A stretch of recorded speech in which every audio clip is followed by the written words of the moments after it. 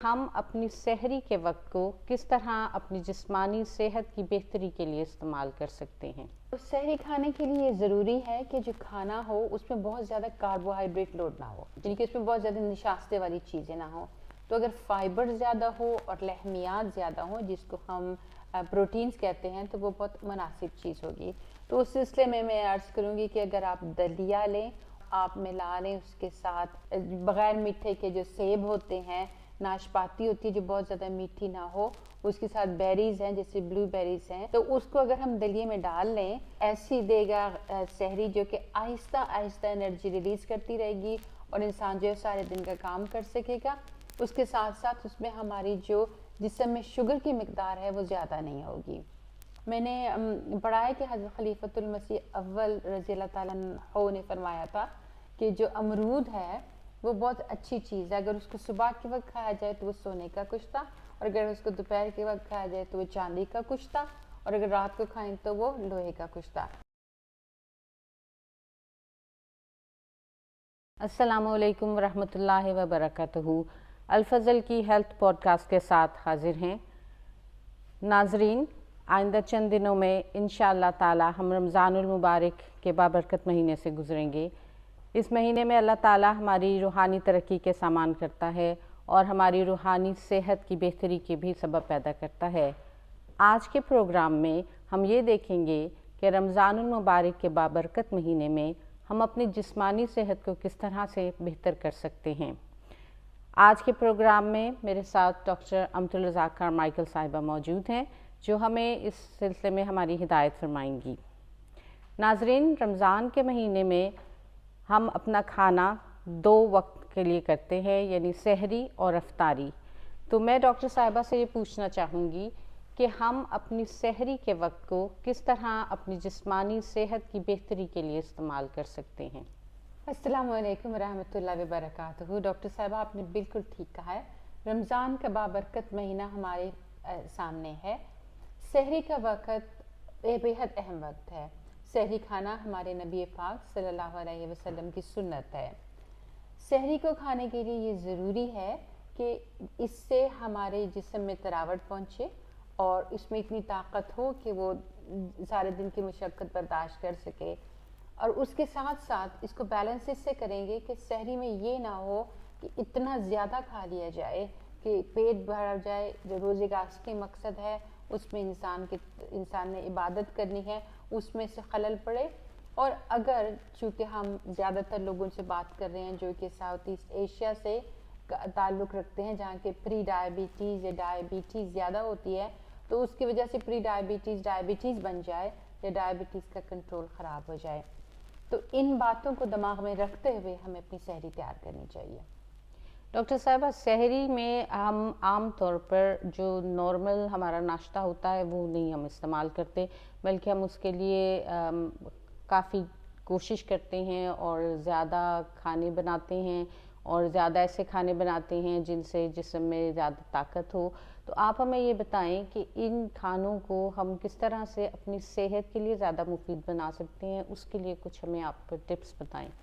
सहरी खाने के लिए ज़रूरी है कि जो खाना हो उसमें बहुत ज़्यादा कार्बोहाइड्रेट लोड ना हो, यानी कि उसमें बहुत ज़्यादा निशास्ते वाली चीज़ें ना हो। तो अगर फाइबर ज़्यादा हो और लहमियात ज़्यादा हो, जिसको हम प्रोटीन्स कहते हैं, तो वो बहुत मुनासिब चीज़ होगी। तो उस सिलसिले में मैं अर्ज़ करूँगी कि अगर आप दलिया लें, उसमें इसके साथ आप मिला लें उसके साथ अगर आप चाहते हैं जैसे बग़ैर मीठे के जो सेब होते हैं, नाशपाती होती है जो बहुत ज़्यादा मीठी ना हो, उसके साथ बेरीज़ हैं जैसे ब्लू बेरीज़ हैं, वो बड़े आराम से आजकल मिल जाती हैं। तो उसको अगर हम दलिए में डाल लें तो उसमें ना सिर्फ हमें अच्छा ऐसी देगा सहरी जो कि आहिस्ता आहिस्ता एनर्जी रिलीज़ करती रहेगी और इंसान जो है सारे दिन का काम कर सकेगा। उसके साथ साथ उसमें हमारी जो जिस्म में शुगर की मिकदार है वो ज़्यादा नहीं होगी। उसके साथ साथ हम ये कर सकते हैं डॉक्टर साहिबा कि अगर हमने उसके साथ अब कोई लहमियात शामिल कर लें। अब शामी कबाब हम घरों में बनाते हैं, उसमें प्रोटीन ही प्रोटीन होती है, कीमा होता है और दाल होती है। तो अगर शामी कबाब बना लिए जाएं तो वो भी बहुत अच्छी चीज़ है। इसके साथ अगर हम चाहें तो फाइबर भी जितना डाल सकें, میں نے پڑھا ہے کہ حضرت خلیفۃ المسیح اول رضی اللہ تعالیٰ عنہ نے فرمایا تھا کہ جو امرود ہے وہ بہت اچھی چیز ہے، اگر اس کو صبح کے وقت کھایا جائے تو وہ سونے کا کچھ تھا، اور اگر اس کو دوپہر کے وقت کھایا جائے تو وہ چاندی کا کچھ تھا، اور اگر رات کو کھائیں تو وہ لوہے کا کچھ تھا۔ تو مطلب یہ ہے کہ جیسے امرود جیسے فائبر اس میں زیادہ ہوتا ہے وہ بھی کھایا جا سکتا ہے صبح سحری کے وقت۔ تو جب آپ سحری بنائیں تو اس میں ہمیں کوشش کرنی چاہیے کہ ہمارے اس میں لحمیات ہوں، اس میں فائبر ہو، اور اس میں جو کاربوہائیڈریٹ ہے اس کی مقدار کم سے کم ہو۔ تو ڈاکٹر صاحب آپ نے ہمیں یہ بتایا ہے کہ کھانے کے لیے روزمرہ کی ہماری خوراک میں پروٹین ہوتی ہیں جس کو اردو میں لحمیات کہتے ہیں، کاربوہائیڈریٹ ہوتی ہیں جس میں شوگر کا جو ہوتا ہے زیادہ کانٹینٹ ہوتا ہے، اور فیٹ ہوتی ہے، اس کے علاوہ فائبر بھی ہے، اور ہم پانی یا جو بھی ہم چائے وغیرہ لیتے ہیں وہ بھی شامل ہوتا ہے۔ تو ہماری خوراک میں جو کاربوہائیڈریٹ کا کانٹینٹ ہوتا ہے وہ کافی زیادہ ہوتا ہے، خاص طور پہ جب ہم رمضان کی تیاری کرتے ہیں تو اس میں ہم سوچتے ہیں پراٹھے بنائے جائیں اور اس میں گھی بھی استعمال کیا جائے اور تلے ہوئے کھانے بھی استعمال کیے جاتے ہیں، تو اس سے آپ کیا سمجھتی ہیں کہ صحت پہ کیا اثر ہوتا ہے، اور کیا یہ مناسب ہے کہ ہم عام کھانے کی بجائے زیادہ تلے ہوئے یا زیادہ کاربوہائیڈریٹ والے کھانے استعمال کریں؟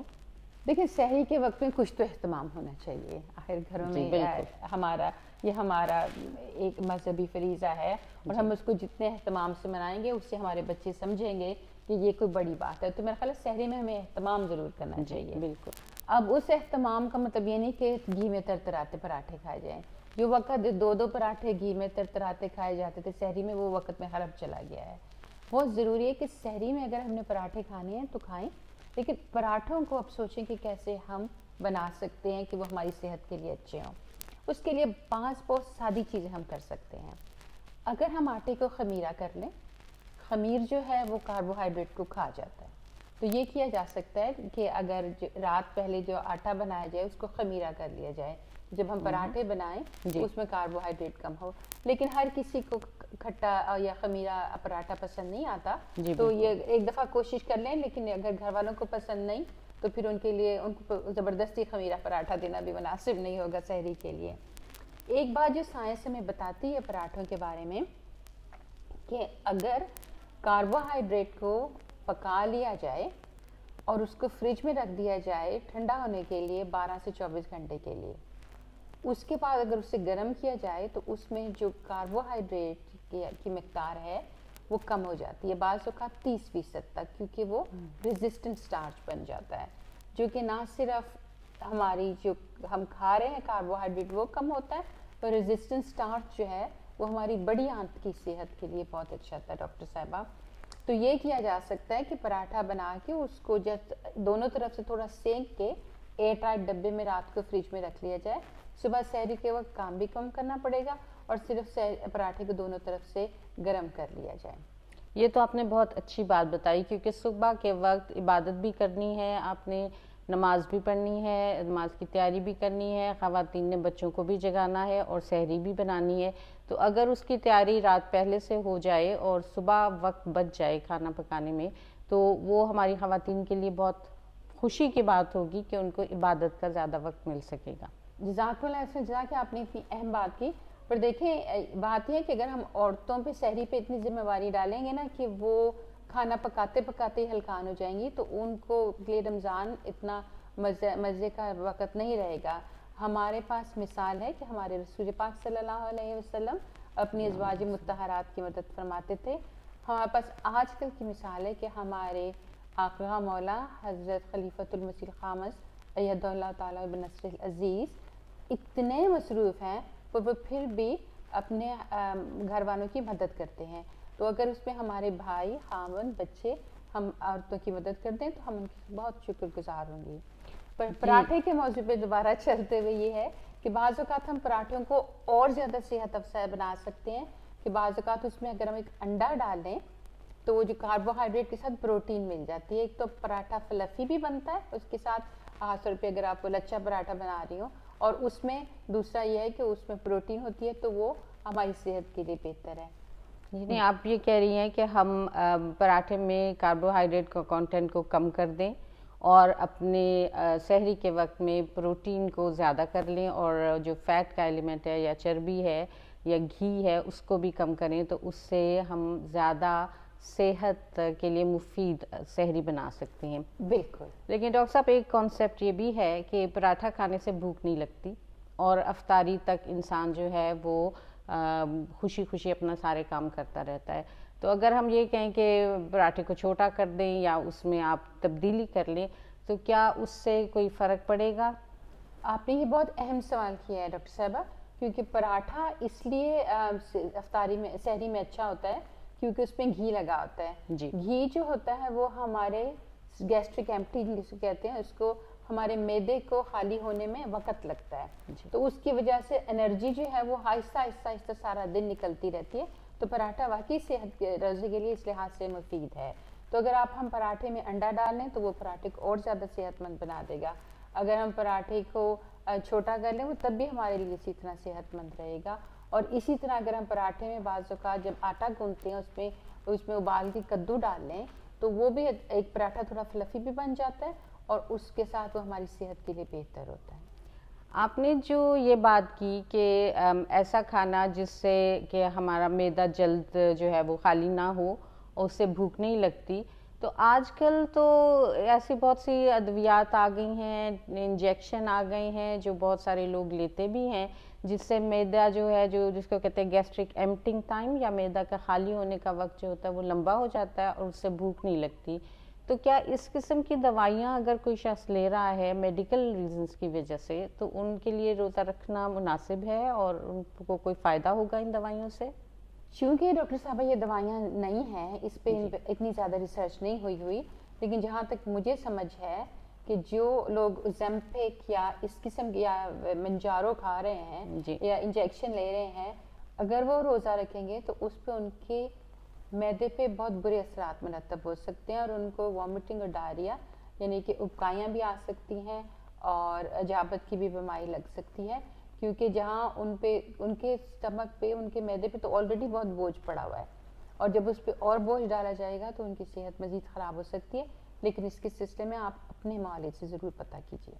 جی، کوئی بھی آپ علاج کرا رہے ہیں یا کسی بھی دوائی پہ ہیں تو ضرور آپ اپنے معالج سے مشورہ کریں اس سے پہلے کہ آپ اپنے